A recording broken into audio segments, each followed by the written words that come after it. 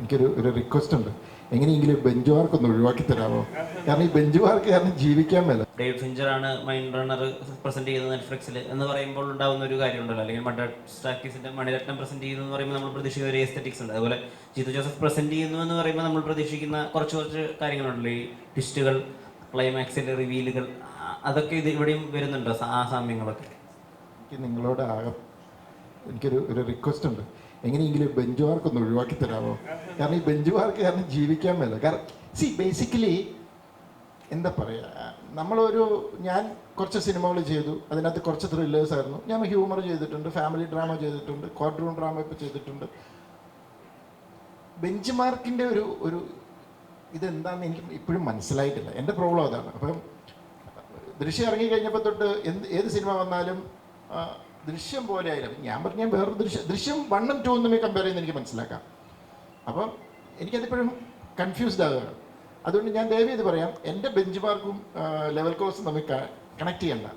Level cross എന്ന് പറയുന്നത് it's A different film, it's an interesting plot, ഒരു different ആയിട്ടുള്ള ഒരു സ്റ്റോറി, അതിനകത്ത് നന്നായിട്ട് പെർഫോം ചെയ്ത കുറേ നല്ല ക്യാരക്ടറൈസേഷൻസ് ഉണ്ട് അതിനകത്ത്.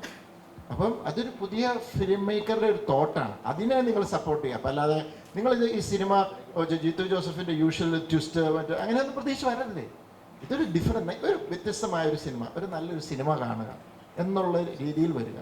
അല്ലാതെ ഇതിനകത്ത് ഭയങ്കരമായ ട്വിസ്റ്റ് ഉണ്ട്, അല്ലെങ്കിൽ ഭയങ്കരമായ ഹ്യൂമർ ഉണ്ട്, അങ്ങനത്തെ ഒന്നുമില്ല. ഇതൊരു ഡിഫറെൻറ്റ്, ഒരു വ്യത്യസ്തമായൊരു സിനിമ എന്ന് കരുതി ഒരു കാര്യമാണ് ഞാൻ പറയുന്നത്. ലോകത്തിൽ ഇന്ന് ഒരു എന്നൊന്നും അവകാശപ്പെടുന്നില്ല, പക്ഷെ വേറൊരു എക്സ്പീരിയൻസ് ആയിരിക്കും ഈ സിനിമ എന്നാണ് എൻ്റെ വിശ്വാസം.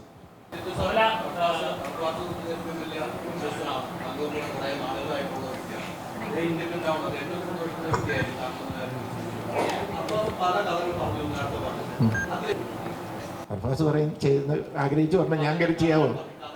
അല്ല പറഞ്ഞു, എനിക്ക് അർഫാസ് ഒരു നല്ലൊരു തോട്ട് ഒരിക്കൽ എന്നോട് പറഞ്ഞു. പാവം കഷ്ടപ്പെട്ട് അതൊരു വർക്ക് ചെയ്തുകൊണ്ട് പറഞ്ഞു. അത് അർഫാസിന് വേണ്ടി തന്നെ. എനിക്കും ഇഷ്ടപ്പെട്ട ഒരു ഹ്യൂമർ ട്രാക്കിലുള്ളൊരു സിനിമയായിരുന്നു, ഒരു ഇൻട്രസ്റ്റിംഗ് വേർഡ്. അത് പകുതി വർക്ക് ചെയ്തപ്പോഴത്തേക്ക് അതേ കഥയിൽ വേറൊരു സിനിമ വന്നു മലയാളത്തിൽ. അപ്പം നമുക്ക് എന്ത് ചെയ്യാൻ പറ്റും?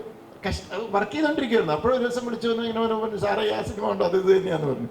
പിന്നെയും എന്നോട് ഓരോ തോട്ടുകൾ പറഞ്ഞു. അതൊക്കെ കുറച്ച് ഐഡിയാസ് ഇങ്ങനെ പറഞ്ഞു. അപ്പോൾ ഇങ്ങനെ ചിലത് പറയുമ്പോൾ ചില ഐഡിയാസ് നമ്മൾ സ്ക്രീൻ പ്ലേ ചെയ്ത് വർക്ക് ചെയ്ത് വരുമ്പോൾ അത് ഭയങ്കരമായിട്ടും അത് നന്നായി വരാം. ചിലത് അത്രയും നന്നായി വന്നെന്ന് വരില്ല, ചിലപ്പോൾ ഡ്രോപ്പ് ചെയ്യേണ്ടി വരും.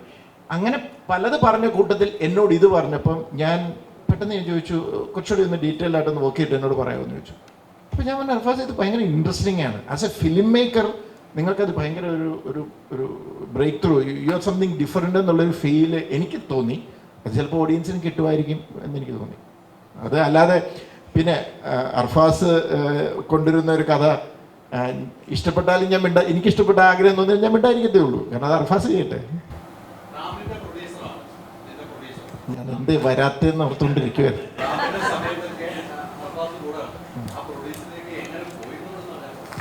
ആ പ്രൊഡ്യൂസർ അല്ല, അത് ഞാൻ തന്നെയാണ്. ഞാൻ പറഞ്ഞു, ഏത് സമയത്തായിരുന്നു ഞാനത് മറന്നുപോയി. ദൃശ്യം 2 തെലുങ്ക് ചെയ്തുകൊണ്ടിരിക്കുന്ന സമയത്താണ് ഞാൻ വിളിച്ച് പറയുന്നത്. അപ്പം അന്നത്തെ നമ്മൾ ആസിഫായിട്ടൊക്കെ സംസാരിച്ചു അല്ലേ? ഇല്ല, അതിന് മുമ്പാണ്. അപ്പം ഞങ്ങൾ ആദ്യം പ്രൊഡ്യൂസറോടെ സംസാരിച്ചു. അത് മറന്നുപോയി. ഞാനാണ് രമേശ് സാറിനോട് പറഞ്ഞത്. അപ്പോൾ അദ്ദേഹത്തിനും കഥ ഇഷ്ടപ്പെട്ടു. അദ്ദേഹം അങ്ങനെയാണത് ഏറ്റെടുക്കാൻ തയ്യാറായത്.